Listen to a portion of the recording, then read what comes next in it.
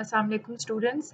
Chapter number 6 perceptions का पहला part हमने पिछले लेक्चर में किया था और आज हम इसका दूसरा पार्ट करेंगे जिसमें एट्रीब्यूशन थ्योरी के बारे में हम पढ़ेंगे। जी, तो इस चैप्टर में हम पढ़ेंगे कि एट्रीब्यूशन थ्योरी क्या होती है।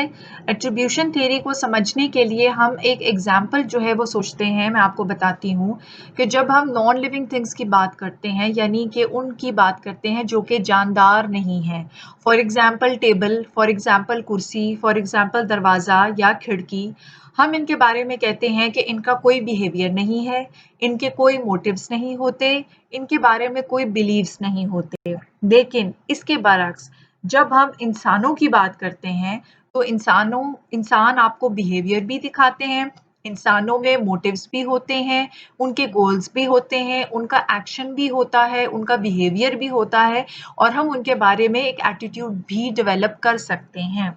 लेकिन अगर हम इसको इस तरीके से सोचें कि एक इंसान हमारे सामने मुस्कुरा रहा है, कोई इसको इस तरीके से परसीव कर सकता है कि भाई देखो कितना हंसमुख है। कोई ये कह सकते हैं कि भाई आप देखें ज़रा ये कितनी चालाक है, मुझे मुस्कुरा-मुस्कुरा के देख रही है। या कोई ये सोचेगा कि भाई बहुत ही चीयरफुल पर्सनैलिटी है, हर एक को देख के मुस्कुराती हैं, ठीक है? लेकिन अब हर इंसान के बारे में हम डिफरेंट परसेप्शन क्यों कर रहे हैं?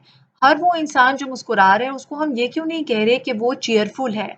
हमने हर एक के एक्शन के लिए एक डिफरेंट जजमेंट एज्यूम की है, एक डिफरेंट परसेप्शन डेवलप की है। ऐसा क्यों होता है? बेसिकली इस बिहेवियर को एक्सप्लेन करने के लिए हम एट्रीब्यूशन थ्योरी को इस्तेमाल करते हैं। एट्रीब्यूशन थ्योरी हमें ये बताती है या एक्सप्लेन करती है कि हम लोगों को डिफरेंट तरीके से क्यों जज कर रहे होते हैं। इसकी बेसिक रीज़न ये है कि जो भी वो पर्सन बिहेवियर या एक्शन शो कर रहा होता है, हम उस एक्शन को जो मीनिंग देते हैं, उसको जो मीनिंग एट्रीब्यूट करते हैं, हमारी परसेप्शन या हमारी जजमेंट दरअसल उस पर डिपेंड करती है। एक बार मैं रीडिंग कर देती हूँ।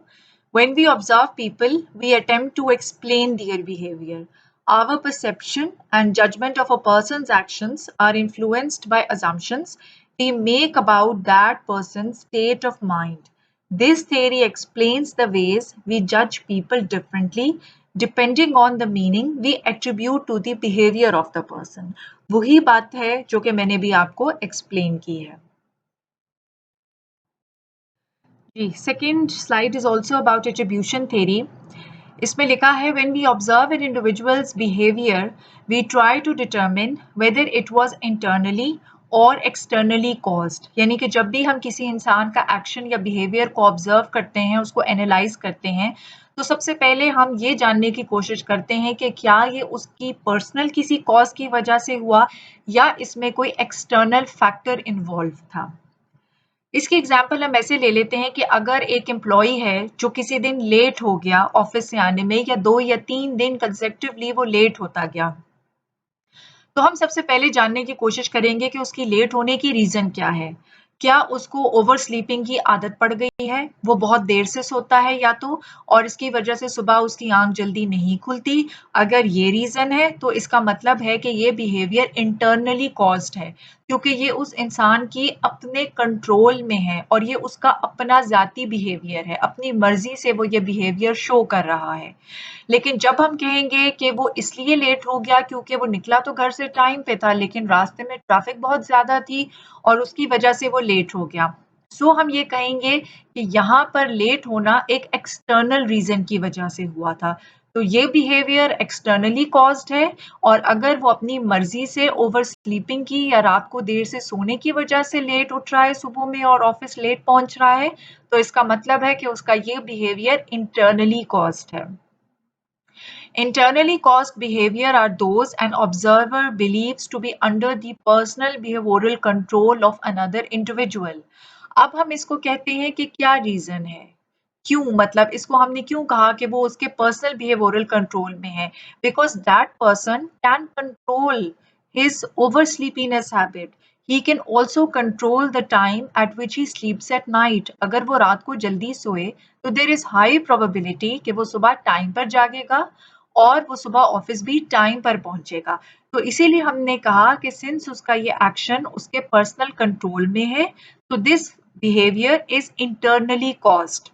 लेकिन externally caused behavior is what we imagine the situation forced the individual to do। अब मैंने जो आपको एग्जाम्पल बताई है उसमें सिचुएशन क्या थी? Traffic jam. सो उस ट्रैफिक जैम की वजह से वो लेट हो गया। ये ऐसी सिचुएशन थी जो उसके कंट्रोल में नहीं थी, तो इसीलिए हम कहेंगे कि ये एक्सटर्नली कॉज्ड बिहेवियर है। बिल्कुल उसी तरह अगर आपके एग्जाम में अच्छे मार्क्स नहीं आते, अगर उसके पीछे रीजन ये था कि आपने जो है पेपर की तैयारी ही नहीं की थी, so this was something which you could have controlled, so this is an internally caused behaviour. लेकिन बिलफर्ज आपने पेपर की तैयारी तो बहुत अच्छी की थी, लेकिन पेपर ही बिल्कुल आउट ऑफ कोर्स था, सो ये एक एक्सटर्नल सिचुएशन है।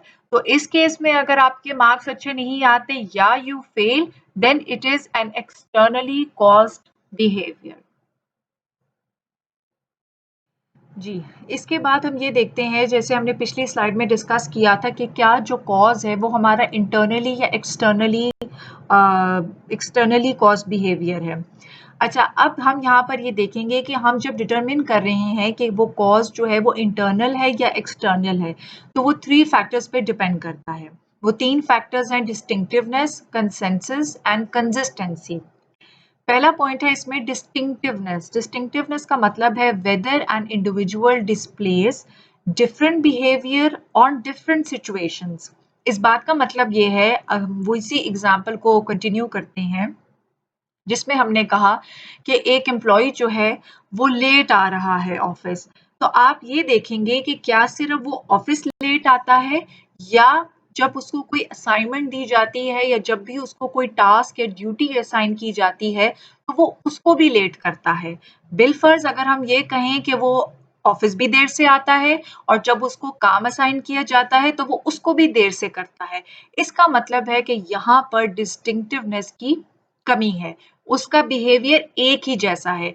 तो इसमें हाई पॉसिबिलिटी है कि उसका ये बिहेवियर उसकी असल में आदत है, उसकी बिगड़ी हुई आदत है लेट आने की और लेट ही काम करने की। सो दिस मीन्स कि यहाँ पर उसकी जो कॉज है वो ज्यादा इंटरनली कॉज्ड है रादर देन एक्सटर्नली कॉज्ड होना। दूसरा पॉइंट इसमें है consensus. If everyone who faces a similar situation responds in the same way, we can say the behavior shows consensus. For example हम ये कहते हैं कि जो इंसान लेट आया या जो एम्प्लॉय ऑफिस लेट आया, अगर हर वो एम्प्लॉय जिसने वही रास्ता चूज किया था वो देर से आया है, तो इसका मतलब है कि बिहेवियर में कंसेंसस है, यानी वाकई वहां पर एक ट्रैफिक जैम था और हर एम्प्लॉय जिसने वो वाला रूट लिया था वो लेट हो गया। इसका मतलब है कि वाकई सिचुएशन उसके अपने कंट्रोल में नहीं थी। तो इस केस में हम ये कहेंगे कि उसका बिहेवियर एक्सटर्नली कॉज था because of the situation, because of the traffic jam. तीसरा पॉइंट इसमें है consistency. Does the person respond the same way over time, यानी कि जिस एम्प्लॉय की हम एग्जाम्पल फॉलो कर रहे हैं, क्या वो एम्प्लॉय हमेशा से लेट आ रहा है या उसने जब से ज्वाइन किया वो हमेशा टाइम पर आता था और वो आज ही लेट हुआ है। अगर हम ये कहते हैं कि वो सिर्फ आज ही लेट हुआ है, तो फिर हम इसकी एट्रीब्यूशन एक्सटर्नली कॉज सिचुएशन को दे सकते हैं। लेकिन अगर वो आदतन ही बिगड़ा हुआ है और वो आदतन ही रोज ऑफिस लेट आता है, तो इसका मतलब है कि उसके अंदर कंसिस्टेंसी है, वो हमेशा ही लेट आता है। तो इस में हम ये कहेंगे कि उसका बिहेवियर इंटरनली कॉज्ड है। इस स्लाइड में अब आपके सामने एक एग्जिबिट मौजूद है जो कि एट्रीब्यूशन थ्योरी के बारे में है।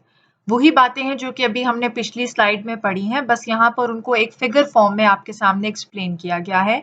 इसमें आप ये देखें कि जब भी आप किसी इंडिविजुअल के बिहेवियर को ऑब्जर्व करते हैं तो उसकी इंटरप्रिटेशन 3 फैक्टर्स की बेसिस पे करते हैं। वो फैक्टर्स हैं डिस्टिंक्टिवनेस, कंसेंसस और कंसिस्टेंसी। लेकिन इनकी बेसिस के ऊपर हम कॉज को एक्सटर्नल एट्रीब्यूशन देते हैं या हम इंटरनल एट्रीब्यूशन देते हैं।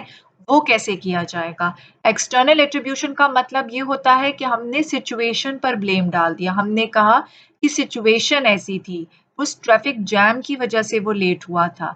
लेकिन अगर हम इंटरनल कॉज एट्रीब्यूशन देंगे तो इसका मतलब है कि ये उस इंसान की आदत है, उस एम्प्लॉय का बिहेवियर ही ऐसा है। अब इसमें हम ये देखते हैं कि अगर हमारे पास डिस्टिंक्टिवनेस हाई शो हो रही है, इसका मतलब ये डिस्टिंक्टिवनेस का मतलब ये होता है कि वो डिफरेंट टाइम पीरियड पर डिफरेंट बिहेवियर दे रहा है। यानी कि वो लेट ज़रूर आ रहा है, लेकिन जब वो लेट आता है, तो वो अपना काम बिल्कुल सही तरीके से टाइम पर करता है।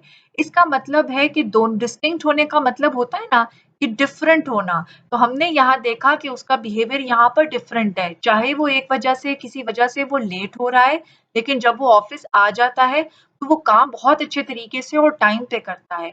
इस सूरत में हम कहेंगे कि डिस्टिंक्टिवनेस हाई है और इसकी वजह कोई एक्सटर्नल सिचुएशन है, जैसा कि वो ट्रैफिक जैम, जिसकी वजह से वो लेट हुआ। लेकिन अगर डिस्टिंक्टिवनेस लो है, यानी कि उस एम्प्लॉयी का बिहेवियर दोनों या तीनों या जितनी भी सिचुएशंस हम एनालाइज़ कर रहे हैं, उनमें एक ही जैसा है। यानी कि वो आ भी देर से रहा है और इसके बाद ऑफ़िस आने के बाद भी जो उसको असाइनमेंट्स दी जाती हैं, वो अपनी डेडलाइन के अकॉर्डिंग पूरी नहीं करता, तो हम कहेंगे कि वो आदतन ऐसा है, इसके बिहेवियर में चेंज नहीं है ज़्यादा, उसका बिहेवियर एक दूसरे से डिस्टिंक्ट नहीं है और असल में जो कॉज़ है वो इंटरनल है, जो कि उसकी अपनी आदत है। अब आते हैं दूसरे फैक्टर की तरफ जो है कंसेंसस। कंसेंसस पर हमने ये कहा था कि क्या सारे लोग ऐसी सिचुएशन में ऐसा ही बिहेव कर रहे हैं? यानी कि हर वो एम्प्लॉयी जिसने वही रूट लिया, क्या वो सारे लेट हुए? और अगर वाक़ई वो सारे लेट हुए, यानी कि हमने कहा कि कंसेंसस हाई है, सबका एक ही जैसा बिहेवियर था, तो इसका मतलब है कि एक्सटर्नली एट्रिब्यूशन है। यानी कि एक एक्सटर्नल सिचुएशन यानी वो ट्रैफिक जैम था बेसिकली जिसकी वजह से वो सारे एम्प्लॉइज़ जिन्होंने सेम रूट लिया था, वो उस पे लेट हो गए।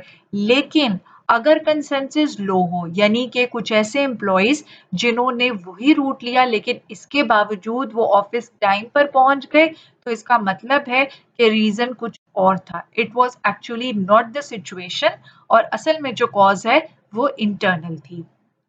तीसरा फैक्टर इसमें है कंसिस्टेंसी। कंसिस्टेंसी का भी मतलब होता है एक ही जैसा होना। यानी कि over a period of time क्या उस एम्प्लॉयी का बिहेवियर एक ही जैसा है? कहने का मतलब ये है कि क्या वो हमेशा से ही लेट होता है या वैसे वो हमेशा टाइम पर आता था लेकिन आजकल लेट हो रहा है? तो इस सूरत में आप कहेंगे कि कंसिस्टेंसी हाई है, यानी कि वो हमेशा से लेट हो रहा है और वो आज भी लेट है। इट मीन्स कि असल वजह उसकी आदत है यानी कि इंटरनल कॉज है। लेकिन अगर वो हमेशा से टाइम पर आता था और सिर्फ आजकल लेट हो रहा है, तो इसका मतलब है कि कंसिस्टेंसी इसमें लो है और आजकल लेट होने की वजह कोई एक्सटर्नल रीज़न है। आई होप आपको एट्रीब्यूशन थ्योरी समझ आ गई होगी। जो मैंने आपको एम्प्लॉयी की एग्ज़ाम्पल दी है, इसकी डिटेल आपको बुक में एट्रीब्यूशन थ्योरी की हेडिंग में भी मिल जाएगी। एक दफ़ा उसको ज़रूर पढ़िएगा ताकि आपको इन तीनों फैक्टर्स को उस एग्ज़ाम्पल के साथ रिलेट करना अच्छे तरीके से आ जाए। जितनी हमने परसेप्शन पढ़ी या एट्रीब्यूशन पढ़ी, हम ये देखते हैं कि उसकी एप्लीकेशंस इन ऑर्गेनाइज़ेशन बिहेवियर क्या है। असल में ऑर्गेनाइजेशन में हर कोई एक दूसरे को जज कर रहा होता है। मैनेजर्स ने जब अपने एम्प्लॉयज की परफॉर्मेंस देखनी होती है, उस वक्त भी वो उनका एक अप्रेजल कर रहे होते हैं। हम खुद भी इवैल्यूएट करते हैं कि हमारे मैनेजर्स या हमारे कॉलीग्स जो हैं वो किस तरीके से काम कर रहे हैं। स्पेशली कोई टीम बनाई जाती है, तो उसमें भी कोई नया एम्प्लॉय अगर आपकी टीम में आता है, तो हर कोई उसके बारे में कोई ना कोई परसेप्शन उसके किसी बिहेवियर की वजह से ज़रूर डेवलप करता है। ब्रॉडली स्पीकिंग हम कहते हैं कि परसेप्शन डेवलपिंग 3 फैक्टर्स में इम्पोर्टेंट है। एक है एम्प्लॉयमेंट इंटरव्यूज़, एक है परफॉर्मेंस एक्सपेक्टेशंस और फिर है परफॉर्मेंस इवैल्यूएशन। एम्प्लॉयमेंट इंटरव्यू का मतलब ये है कि जब भी हमारे पास कोई जॉब वैकेंट होती है और उसके लिए पूल ऑफ कैंडिडेट्स जो है वो डेवलप होता है, जनरेट होता है, मोस्ट suitable कैंडिडेट्स होते हैं उनको आप इंटरव्यू पे बुलाते हैं। इंटरव्यू पे बुलाया जाता है way they answer your question questions, the way they are behaving when they are answering your questions, उसकी वजह से मैनेजर्स बहुत सारी परसेप्शंस डेवलप करते हैं और उसकी वजह से जो इम्प्रेशन उनका बनता है तो वो उसके बेसिस के ऊपर एम्प्लॉयमेंट ऑफर करते हैं। तो कहते हैं ना कि जब इंटरव्यू पे जाना है थोड़ा अच्छा सा तैयार श्यार होकर जाना है और बस वहाँ आपने ऐसे बैठना है कि आपको आपको बहुत मैनर्स आते हैं और अगर आपको सवाल का जवाब नहीं भी आता तो आप क्या कोशिश करते हैं कि बेशक आप गलत जवाब दें लेकिन बहुत कॉन्फिडेंस से दें, अगले को लगे कि वाकई ये जवाब जो है ये असल था। तो बेसिकली आप क्या कर रहे होते हैं, you are trying to build efficient impression, you are trying to get your managers develop a good impression of you, good perception of you so that you can get that। दूसरा point है performance expectation. Performance expectations भी ऐसे हैं कि अगर आप as an employ जो है वो हायर हो चुके हैं लेकिन उसके बावजूद आपके जो कॉलीग होते हैं वो आपके बिहेवियर से एनालाइज करते रहते हैं कि आपकी परफॉर्मेंस कैसी होगी और आपके मैनेजर्स भी जब आपकी परफॉर्मेंस अप्रेजल करते हैं तो वो इन परसेप्शंस को अंडरस्टैंड कर रहे होते हैं। कभी कभी ऐसा होता है कि जब एक मैनेजर आपसे बहुत हाई रिजल्ट कर रहा होता है तो आप कोशिश करते हैं कि आप उसके इस इमेज को खराब ना करें और आप उसी तरह से कोशिश करके अच्छे से अच्छा रिजल्ट अच्छे से अच्छी प्रोडक्टिविटी उसको शुरू कर सकें। इसी तरह अगर कभी आपका कोई मैनेजर आपसे बहुत मिनिमल परफॉर्मेंस एक्सपेक्ट कर रहा होता है क्या होता है इवन तभी आपकी कोशिश ये होती है कि जो परसेप्शन उसने आपके अकॉर्डिंगली जो बनाया हुआ है आप उसको गलत साबित करके उसको दिखाएं कि आप जो है वो कितने एफिशिएंट वर्कर हैं। तीसरा पॉइंट इसमें है परफॉर्मेंस इवैल्यूएशन। परफॉर्मेंस इवैल्यूएशन भी बहुत ज़्यादा डिपेंड करती है on the way your managers make your perception. ठीक है, थोड़ा सा फर्क है इसमें एक्सपेक्टेशंस में और इवैल्यूएशंस में। एक्सपेक्टेशंस जो है वो भी आपके बिहेवियर को ही देख के लगाई जाती है बट ज़रूरी नहीं कि वो परसेप्शन दुरुस्त हो बिकॉज जैसे मैंने पहले बताया इट इज़ क्वाइट पॉसिबल कि आपका मैनेजर सोचे कि आपकी परफॉर्मेंस जो है वो इनके लिए इतनी अच्छी नहीं होगी कि आप उसको बहुत अच्छा परफॉर्म करके दिखा दें या वो सोचे कि आपकी परफॉर्मेंस बहुत ही अच्छी होगी लेकिन आप उस तरीके के रिजल्ट उसको ना दे सकें। तो जब हम एक्सपेक्टेशंस की बात करते हैं तो उसमें थोड़े से फॉल्टी परसेप्शंस भी हो जाते हैं लेकिन परफॉर्मेंस इवैल्यूएशन की जाती है वो आपके एक्चुअल बिहेवियर को देख के की जाती है ताकि आपको आपके बारे में ये एसेस किया जा सके कि आप अगर प्रोबेशन पर है तो क्या आपको परमानेंट करना है या आपको कोई पे रेज़ देना है या आपको कोई प्रमोशन देनी है। आई होप आपको सारे कॉन्सेप्ट्स क्लियर होंगे। इन्हीं हेडिंग्स में जो बुक में मटीरियल अवेलेबल है एक दफ़ा उसको ज़रूर गो थ्रू कीजिएगा and with this chapter number 6 of perceptions has ended.